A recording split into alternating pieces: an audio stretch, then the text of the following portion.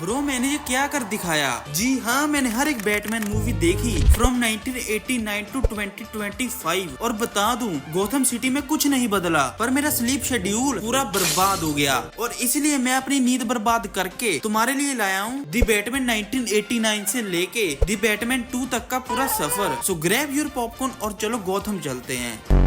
तो फिर चलो भाई और बहनों शुरू करते हैं 1989 से, जब टिम बर्टन ने बैटमैन को एकदम डार्क, गॉथिक और इमोशनल वाइब में सिनेमा में इंट्रोड्यूस किया और माइकल केटन ने हमें दिखाया कि एक इंट्रोवर्टेड, थोड़ा ऑकवर्ड बंदा भी जो केप पहनता है सिर्फ एक लाइन में आई एम बैटमैन बोल के पूरा थिएटर हिला सकता है। और जैक निकोलस का जोकर भाई वो पेंट से चेहरा ब्लीच करता है और साइमल्टेनियसली क्रीपी और फनी लगता जाता है। सीरियसली 80s का ओवर एक्टिंग गेम बिल्कुल स्ट्रॉन्ग था और ऑडियंस का रिएक्शन मतलब पॉपकॉर्न गिर गया और लोग बोले वाओ क्या फिल्म है, ये तो फ्रेंच सिनेमा है। और फिर 1992 में बर्टन वापस आया बैटमैन रिटर्न्स के साथ और हमारे सामने आई कैट वुमन और पेंगुइन। और कैट वुमन मतलब डेफिनेशन ऑफ केओस और स्वैग। और मूवी का टोन इतना डार्क था कि किड्स के हैप्पी मील में आइसक्रीम नहीं सिर्फ नाइटमेयर्स डिलीवर हो रहे थे। और ऑडियंस का रिस्पॉन्स हाफ लोग बोले मास्टरपीस, हाफ लोग बोले बिल्कुल नहीं पसंद आया अब तू।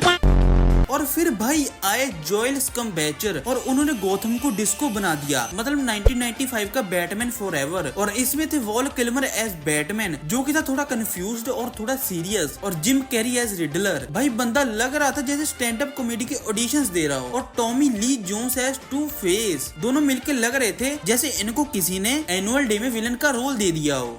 और ऑडियंस का face total confused but entertained. एक तरफ ओवर एक्टिंग का बुफे चल रहा था, दूसरी तरफ न्यू लाइट्स की सुनामी थी। और फिर 1997 का बैटमैन एंड रॉबिन और इसमें थे जॉर्ज क्लूनी एज बैटमैन और इसमें थे आर्नल्ड, भाई आगे तुम पढ़ लेना, मैं सॉरी नाम गलत ले दूंगा, एज मिस्टर फ्रीज और उमा थुरमान एज पॉइजन आइवी। और फिर मिस्टर फ्रीज के डायलॉग सुनते ही ऐसे लगता था The Iceman cometh.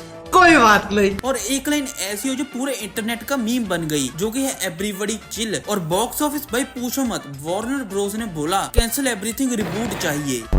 तो फिर चलो गाइस अब चलते हैं हमारी सबसे मेन मूवीज की तरफ। और इसमें हम लोग सबसे पहले बात करेंगे क्रिस्टोफर नोलन की ट्रायलॉजी के बारे में, मतलब वो एरा जहां बैटमैन फाइनली एकदम डार्क, इमोशनल, रियलिस्टिक और बैडेस बन गया। और मैंने जो भी तुम्हें पुरानी मूवीज बताई उनके बारे में भूल जाओ क्योंकि ये एकदम नया स्टार्ट था, क्योंकि ये ट्रायलॉजी पूरा एक सीरियस बिजनेस था। तो फिर चलो सबसे पहले शुरू करते हैं 2005 से, जिसमें कि सबसे पहले आई बैटमैन बिगिंस। इमेजिन करो एक रिच किड ब्रूस वेन जो बचपन में ही अपने माँ बाप को लूज कर देता है। और ब्रो ये सीन ऐसा इमोशनल था कि भाई पूरी ऑडियंस रो पड़ी थी देखकर। और फिर ब्रूस वेन बड़ा होने के बाद वो डिसाइड करता है कि वो अपनी पूरी लाइफ डेडिकेट करेगा क्राइम फाइट करने में। और फिर यही डिसाइड करके वो सबसे पहले जाता है हिमालयस में और वहां जाकर करता है निंजा ट्रेनिंग। ब्रो सीरियसली अगर मैं वहां होता तो 2 मिनट में स्लिप हो जाता, लेकिन भाई वो तो बैटमैन है। और फिर यहाँ आता है एल्फ्रेड, एकदम फन अंकल वाइब्स, हर लाइन में सार्केज्म। और इसीलिए ही भाई एल्फ्रेड का कैरेक्टर ऑडियंस को काफी ज्यादा पसंद आया और दैट इज वाई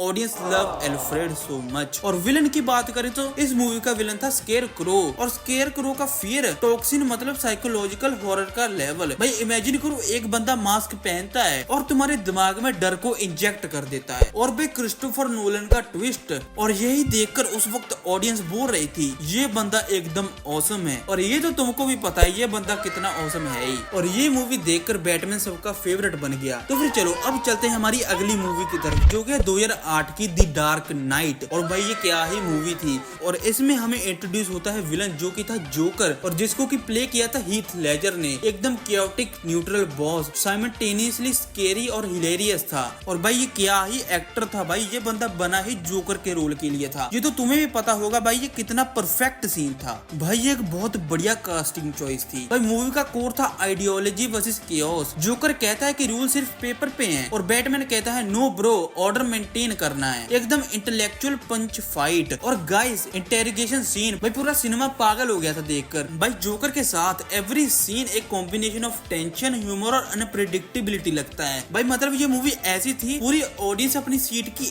एज पे थी। भाई तुम खुद सोचो वो कितना इंटेंस मूवमेंट होता। और भाई फिर आई 2012 में द डार्क नाइट राइजेस और फिर करता है फिर से बेन एंटर और dialogue You merely adopted the dark. I was born in it. भाई एकदम एपिक था। और भाई इस मूवी में सिटी का क्योस क्या ही था, ट्रेन्स, स्टेडियम सीन्स ब्रो पूरा एपिक स्केल था। कैट वुमन का ट्विस्ट, सिलाइन केल की स्मार्ट लाइंस, और भाई इसे देखकर ऑडियंस बोल रही थी फाइनली एक female character with awesome lines. और मूवी का थीम था रिडेम्पशन, सैक्रिफाइस और फाइनली बैटमैन रिटायर्स। और भाई ये पूरी ट्रायलॉजी थी 10 आउट ऑफ 10। भाई काफी बढ़िया ट्रायलॉजी थी और मेरे को काफी मजा आया देखने में। तो फिर चलो अब चलते हैं डीसी ईयू के एरा में। और डीसी के मेन यूनिवर्स में बैटमैन प्ले किया था बेन एफ्लिक ने। और ये बंदा ऐसे लग रहा था जैसे जिम से सीधा गौथम आ गया हो। और भाई इसकी सबसे पहली मूवी थी बैटमैन वर्सेस सुपरमैन, जो कि भाई कंसेप्ट काफी अच्छा था। लेकिन भाई 3 घंटे तक दोनों डिप्रेस्ड थे और क्लाइमैक्स में एक ही लाइन बोलकर दोस्ती हो गई, जो कि था मार्था। भाई मार्था सुनते ही दोनों में दोस्ती हुई, वाह भाई यार इन्होंने क्या एक एपिक सीन को एक मीम बनाकर छोड़ दिया। और फिर कुछ टाइम बाद 2017 में आई जस्टिस लीग, जो कि ऑडियंस को बिल्कुल भी पसंद नहीं है क्योंकि इसमें था स्टूडियो का इंटरफेरेंस, जोक्स बहुत गलत जगह थे। और बैटमैन इस मूवी में ऐसे लग रहा था जैसे कोई बंदा हो जो ग्रुप का प्रोजेक्ट कर रहा हो और उसका काम हो सिर्फ सीरियस फेस बनाना। और फिर 2021 में फिर से Justice League Jack Snyder cut, और फाइनली ये वाले बैटमैन का अपना आर्क कंप्लीट हो गया। Dark tone, pacing solid. और फिर ये सब देखकर ऑडियंस फाइनली बोली शुक्र है ये बैटमैन को भी थोड़ी रिस्पेक्ट मिली। और फिर थोड़े टाइम बाद आई 2022 में दी बैटमैन, जिसमें कि बैटमैन को प्ले किया था रॉबर्ट पैटिंसन ने। और ये मूवी काफी बढ़िया थी, बहुत सारे लोगों को ये मूवी बहुत बढ़िया लगी। और भाई रॉबर्ट पैटिंसन ने तो सबका मूड चेंज ही कर दिया। और ये बैटमैन सबसे ज्यादा डिटेक्टिव मोड में है। Rainy Gotham, noir lighting, Riddler creepy और realistic, car chase with Penguin, chef's kiss, dialogue delivery, expression सब परफेक्ट थे। और फाइनली फैंस को देखने मिला बैटमैन का डिटेक्टिव साइड। और अब बात करते हैं इस मूवी के पार्ट 2 की, यानी कि दी बैटमैन 2, जो कि भाई पहले आने वाली थी 2025 में। लेकिन भाई स्टूडियो वाले बार बार डिले करते करते इसको ले गए हैं 2027 में। लेकिन मैं जो भी कहूँ पूरी दुनिया को इस मूवी का बेसब्री से इंतजार है और मैं भी उनमें से ही एक हूँ। तो फिर भाई ये था मेरे लिए एक proper rewatch of Batman movies. भाई मैंने पूरी 1989 से लेकर 2025 तक का पूरा सफर तय किया। और भाई मुझे कमेंट सेक्शन में जरूर बताना तुम्हें इनमें से कौन सी मूवी सबसे ज्यादा अच्छी लगती है और कौन सी मूवी सबसे ज्यादा खराब लगती है। मैं मिलता हूँ तुम्हें नेक्स्ट वीडियो में। सब्सक्राइब कर दो चैनल को। Thanks for watching, bye.